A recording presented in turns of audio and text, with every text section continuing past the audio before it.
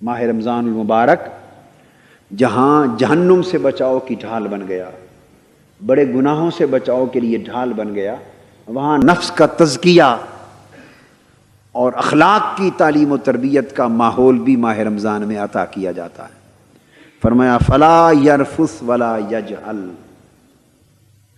اے روزے دارو، چونکہ اب یہ میرا مہینہ آ گیا ہے، یوں تو سارے مہینے اللہ کے، وہ خالق ہے، سارے دن اسی کے، سب مہینے اس کے، مگر کتنا کرم ہے رب ذوالجلال کا اور اس مہینے کی عظمتوں کا اور اس مہینے کی نعمتوں اور برکتوں کی وسعت کا اندازہ اس امر سے لگائیے کہ وہ سارے مہینوں کا مالک ہے، مگر تخصیص کے ساتھ ایک مہینے کو چن کر فرماتا ہے کہ یہ میرا مہینہ۔ کیوں؟ کہ اس مہینے وہ اپنے بندوں کی بخشش کا اہتمام سارے سال سے بڑھ کر کرتا ہے۔ اب تہذیب نفس کا سبق دیا جا رہا ہے، اس نفس کی تہذیب ہونی چاہیے، اس نفس کی اصلاح ہونی چاہیے، اس نفس کو اخلاق کی تربیت ملنی چاہیے، اور وہ کیسے؟ ہر بات کا ایک اصول وضع کر دیا۔ فرمایا فلا یرفث ولا یجہل، نہ بدکاری اور بے حیائی کے کام کرنا عملاً، اور نہ زبان سے بیہودہ گوئی کرنا۔ یرفث بدکاری کے معنی میں بھی ہے اور زبان سے فحش کلامی کے معنی میں بھی ہے، دونوں معنی ہیں اس کے۔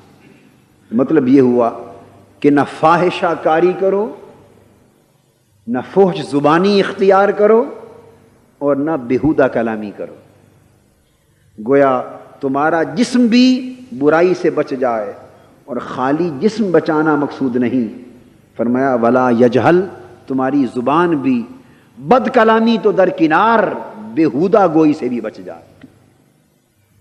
یہ زبان لغو گوئی سے ایک مہینے کے لیے بچ جائے۔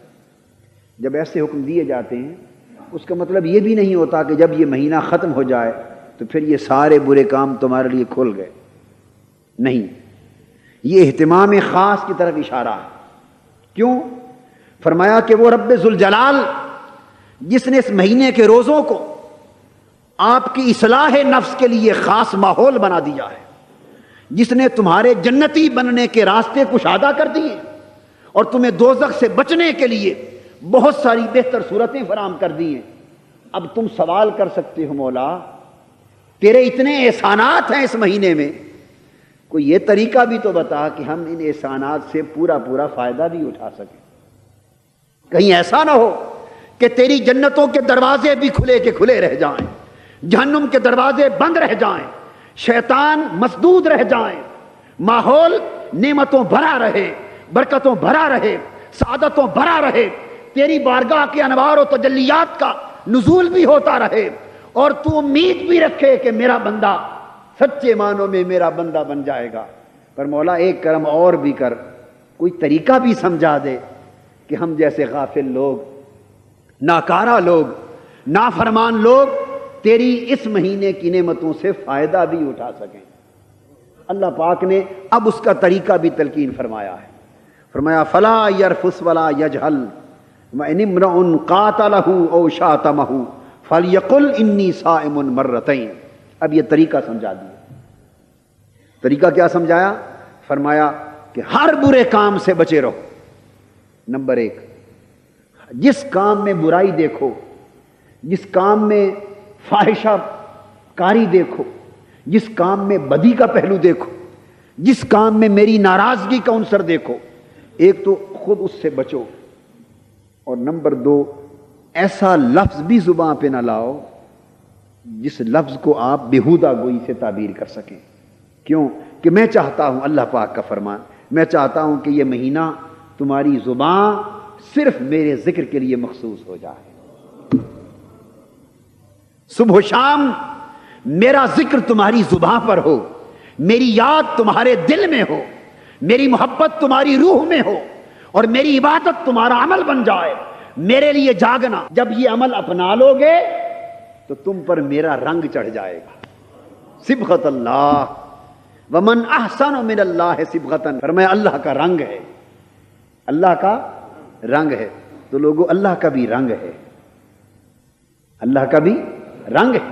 فرمایا ومن احسن من اللہ صبغۃ، ارے رنگ سازوں کے پاس جانے والوں، کوئی سبز رنگ چڑھانا چاہتا ہے، جی میرا کپڑا سبز، میرا دوپٹہ، بیویاں کہتی ہیں میرا دوپٹہ سبز کر دو، کوئی بہن کہتی ہے میرا دوپٹہ سرخ کر دو، کوئی کہتی ہے میرا دوپٹہ نسواری رنگ کا کر دو، کوئی کہتا ہے میری دستار، میرا جبہ، میرا قمیض اس رنگ کا ہو۔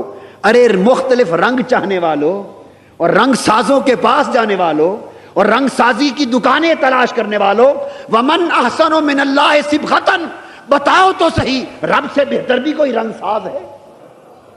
رنگ سے بہتر بھی کوئی رنگ ساز؟ اللہ کے رنگ سے بھی بہتر کسی کا رنگ ہے؟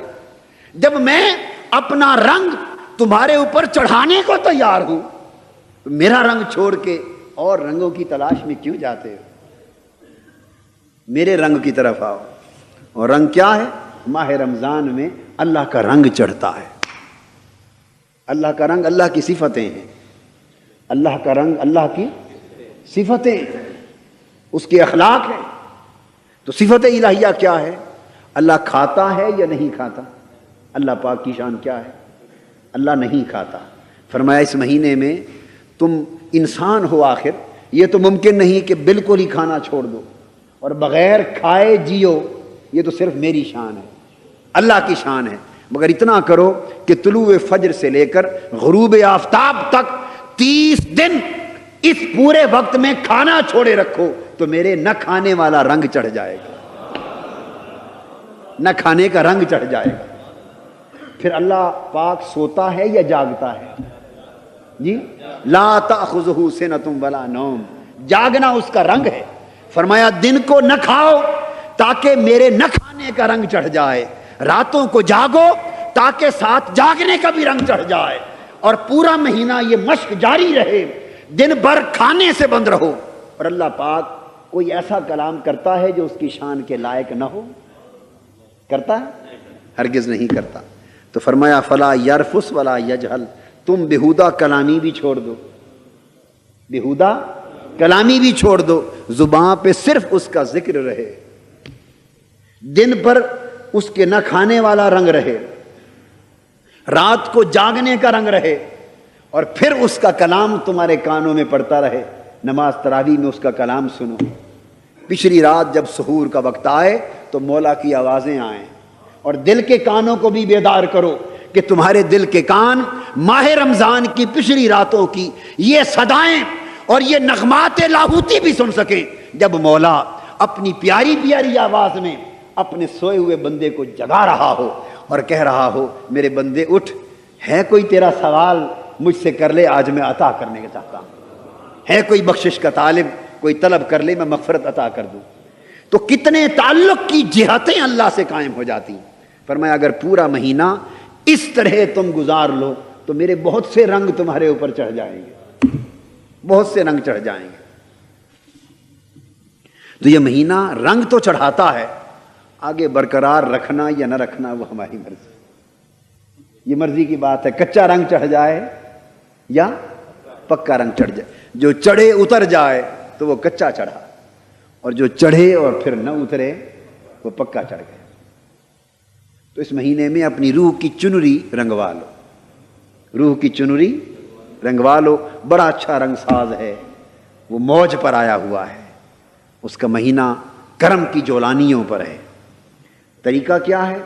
فرمایا اس حد تک اپنی زبان کو پاکیزہ کر لو کہ اگر کوئی شخص تمہارے ساتھ جھگڑا کرے، کوئی شخص تمہارے ساتھ جھگڑا کرے اور شاتمہ یا تمہیں گالی بھی دے، اب کوئی جھگڑا کرے آپ کے ساتھ تو اتنا تو کرتے ہیں نا، اگر ایک مکہ مارے تو کم سے کم اگر دو نہ مار سکیں، دو تو مارنا ضروری ہے نا ایک کے مقابلے میں، دو نہ مار سکے تو ایک تو مارتا ہی ہے نا۔ وہ یہ نہ کہے کہ مریل ہے اس کو مارا ہاتھ ہی نہیں اٹھا سکا، کوئی ایک گالی دے تو دو گالیاں دینا تو لازمی بنتی ہیں، یہ عمل ہے ہمارا۔ اللہ پاک نے فرمایا اگر کوئی تم سے جھگڑا کر لے، تمہیں گالی دے لے اور تم روزے کی حالت میں ہو تو معلوم ہے کیا جواب دو؟